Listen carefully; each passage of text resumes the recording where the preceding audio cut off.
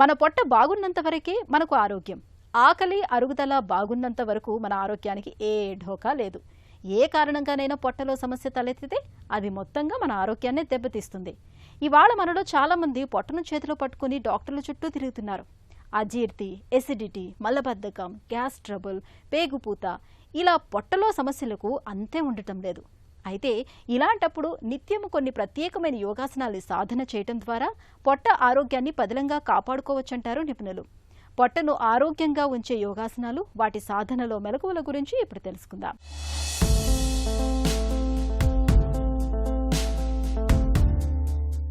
ఈనాటి కార్యక్రమంలో యోగ సాధన ద్వారా జీర్ణాశయం ఆరోగ్యాన్ని ఏ విధంగా కాపాడుకోవాలి.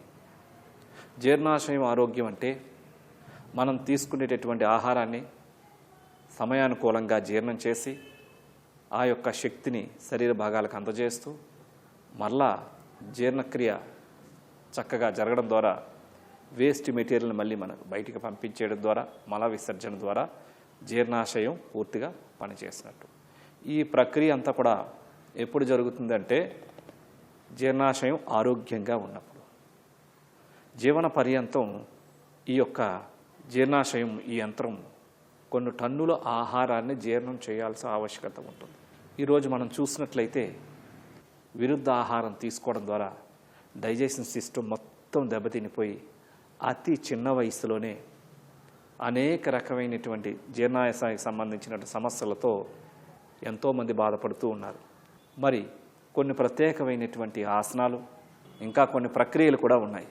లైక్ ఏ స్టమక్ క్లీనింగ్ ప్రాసెస్, శంకు ప్రక్షాళన కార్యక్రమాలు, ఇట్లా వివిధమైనటువంటి ప్రాసెస్లతో మన యొక్క డైజెషన్ సిస్టమ్ను పూర్తిగా ప్యూరిఫికేషన్ చేసేయచ్చు, శుద్ధి చేయవచ్చు. మరి ఈ జీర్ణాశయ ఆరోగ్యానికి సంబంధించినటువంటి కొన్ని ముఖ్యమైనటువంటి ఆసనాల్లో వజ్రాసనం, పవనముక్తాసనం మరియు సూర్యముద్ర ఏ విధంగా చేయాలో చేసి చూద్దాం. వజ్రాసనాన్ని చేయడానికి ముందుగా దండాసనానికి రావాలి. మీ యొక్క రైట్ లెగ్ని, లెఫ్ట్ లెగ్ని స్ట్రైట్గా ఉంచుకోవాలి. ఇప్పుడు మీ యొక్క లెఫ్ట్ లెగ్ని వెనక్కి ఫోల్డ్ చేయాలి, లెఫ్ట్ హిప్ కిందకి. తర్వాత మీ యొక్క రైట్ లెగ్ని కూడా లెఫ్ట్ లెగ్ జతలో ఉంచాలి. కాలి బొటనవేలు రెండు జతలో ఉండాలి. పాదాలు రెండు వి షేప్లో ఉండాలి. వెన్ను నిటారుగా ఉండాలి. షోల్డర్స్ రిలాక్స్గా ఉంటాయి. మీ రెండు చేతులు తొడలపైన బోర్లించేవి ఈ విధంగా ఉంచి కళ్ళు మూసుకొని శ్వాసను నిదానంగా ప్రాణిక్ బ్రీతింగ్ చేయాలి.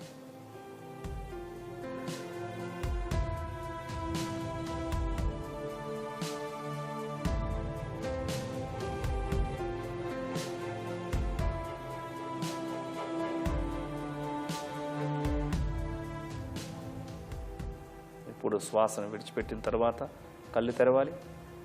వజ్రాసనం నుంచి బయటికి రావాలి.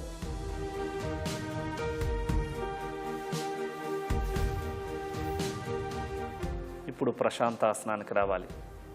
నిదానంగా శవాసన భంగిమలోకి వచ్చి పడుకోవాలి.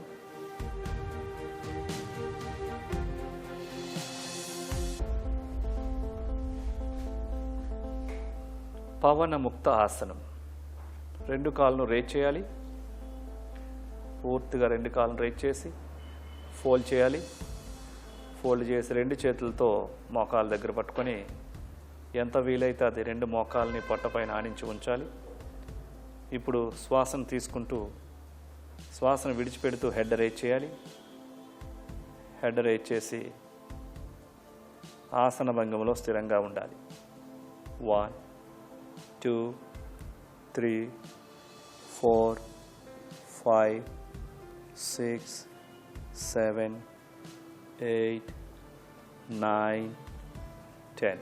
ఇప్పుడు హెడ్ని రిలీజ్ చేసి రెండు చేతులు రిలీజ్ చేసి రెండు కాళ్ళని రిలీజ్ చేయాలి. యథాస్థానానికి తీసుకొని రావాలి.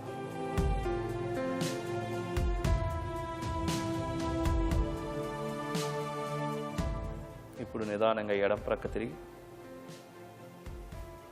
ప్రశాంతాసనం నుంచి బయటికి రావాలి.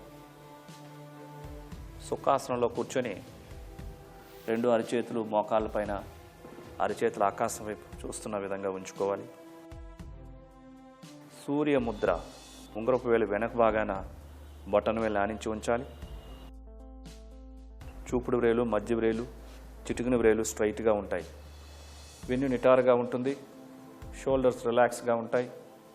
కళ్ళు మూసుకొని నిదానంగా ప్రాణాయామ శ్వాసక్రియ చేయాలి. పూరక, కుంభక, రేచక, శూన్యక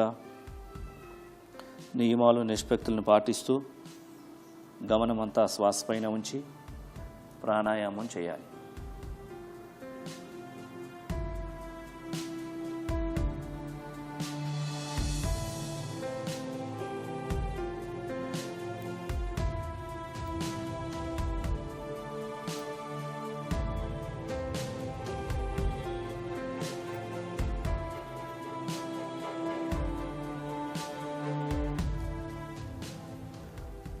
నిదానంగా శ్వాసను విడిచిపెట్టిన తర్వాత ముద్రను రిలీజ్ చేయండి. కళ్ళు తెరవండి. చూసారు కదండి, ఈ జీర్ణక్రియ ఆరోగ్యంగా ఉండాలి అంటే తిన్న వెంటనే ఈ వజ్రాసనాన్ని 2 నిమిషాల నుంచి 5 నిమిషాల సాధన చేయండి. అలాగే ఇంకొద్దిగా సమయం తర్వాత పవనముక్త ఆసనం, ఇవి కూడా ప్రొద్దున్న సాయంత్రం కనుక ప్రాక్టీస్ చేసినట్లయితే ఇది జీర్ణాశయం మీద ఈ ఆసనాలు ప్రభావం కలుగజేస్తూ ఉంటాయి. అదేవిధంగా సూర్యముద్ర జఠరాగ్ని శక్తిని బాగా పెంచి తొందరగా జీర్ణ అయ్యే విధంగా ఈ ఆసనాలు, ముద్రలు ఎంతగానో ఉపయోగపడుతూ ఉంటాయి. జీర్ణ వ్యవస్థను ఆరోగ్యంగా ఉంచే యోగాసనాలు, వాటి సాధనలో మెలకువల గురించి తెలుసుకున్నాం కదా.